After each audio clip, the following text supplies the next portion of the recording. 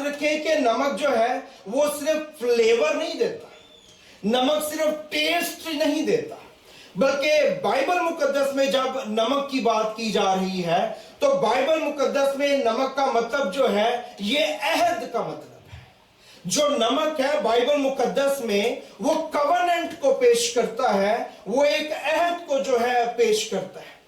नमक जो है वो प्योरिटी को पेश करता है, प्रिजर्वेशन को नमक जो है वो प्रेजेंट करता है, जिसको अभी हम आगे जाके देखेंगे। 2 हवाला जात भी पढ़ेंगे, जिनके पास बाइबल है वो रेडी रहिए।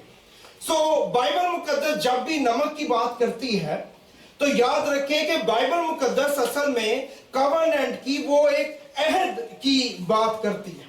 सो मुझे और आपको बाइबल मुकद्दस में से जो आसमान की बादशाही में बाइबल मुकद्दस में नमक को प्रेजेंट किया गया है, जब हम उसको समझेंगे, जब हम उसको जानेंगे, तो फिर आपको वो स्पिरिचुअल अथॉरिटी जो है आपकी और मेरी जिंदगी में रिवील होगी, काम करना शुरू करेगी, जो कि पहले शायद उस तरह से नहीं करती है, क्योंकि मुझे और आपको समझ आ गई है।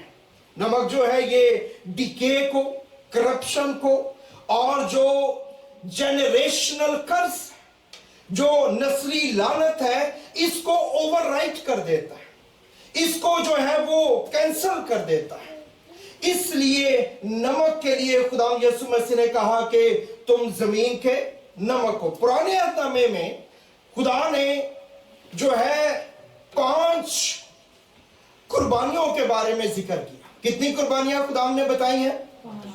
5 कुर्बानियां बताई। और इन 5 कुर्बानियों को जब आप पढ़ते हैं तो इनके बारे में बहुत सी खास बातें हैं जो कभी हम बाद में देखेंगे। एक एक कुर्बानी जो है वो मसीह को प्रेजेंट करती है, क्रिश्चियन या क्राइस्ट की फुलफिलमेंट को जो है हमारे सामने लेके आती है। लेकिन इन 5 कुर्बानियों को जब आप पढ़ते हैं तो अहबार की किताब के 2 बाब की 13 आयत जब आप पढ़ते हैं तो आपको पता चलता है कि कोई एक निकाल ले, अहबार 2 बाब उसकी 13 आयत। तो खुदावन ने यह हुक्म दिया कि जब कुर्बानियां दी जाएं, ये 5 की 5 कुर्बानियां दी जाएं, तो जरूरी था कि हर कुर्बानी के साथ नमक को भी पेश किया जाए। कोई ऐसी कुर्बानी नहीं थी 5 की 5 कुर्बानियों में से जिसके साथ नमक प्रेजेंट नहीं किया जाता था। यह जरूरी था कि हर कुर्बानी जब दी जाए तो कुर्बानी पेश करने वाला, कुर्बानी लाने वाला जो है वो नमक को भी लेके आए। पढ़िएगा जरा इसको, अहबार 2 बाब और उसकी 13 आयत ऊंची आवाज में।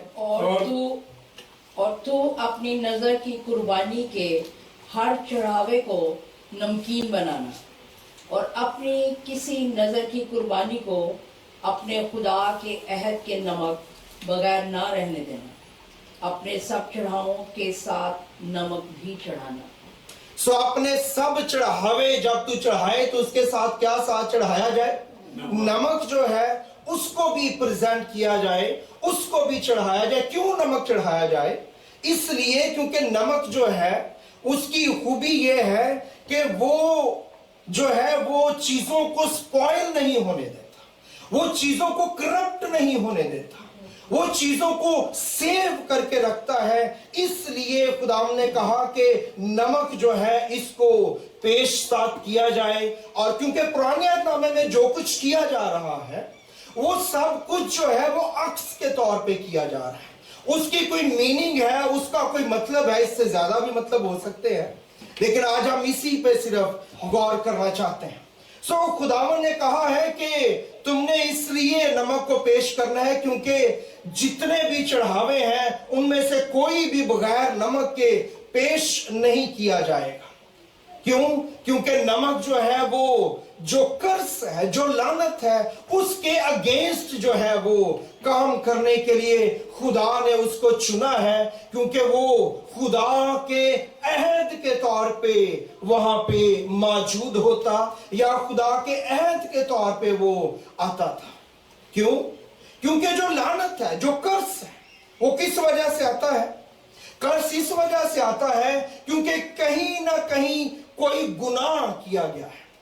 लानत इसलिए आती है, कर्स इसलिए आता है कि हमारी ब्लड लाइन के अंदर, हमारी जनरेशंस के अंदर कहीं ना कहीं किसी ने गुनाह किया है, और ऐसा गुनाह किया है कि उसकी जो बीज बोए जाने की वजह से असर है वो अब मुझ में या मेरी नस्ल में, मेरी ब्लड लाइन में ट्रेवल कर रहा है, और वो कॉन्टिन्यूसली ट्रेवल करता चला जा रहा है।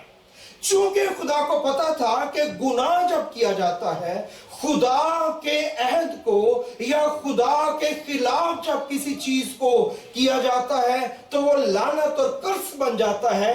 इसलिए खुदा ने कुर्बानियों को पेश किया कि जब भी गुनाह किया जाए, जब भी कोई गलती की जाए, जब भी कोई खता की जाए, तो मैं और आप जो हैं वो कुर्बानी को पेश करें खुदा के हुजूर में, ताकि ये होने वाला गुनाह जो है वहीं पे ब्रेक कर दिया जाए, ये होने वाला गुनाह जो है वहीं पे इसको रोका जा सके और इसको डिसकंटिन्यू किया जा सके।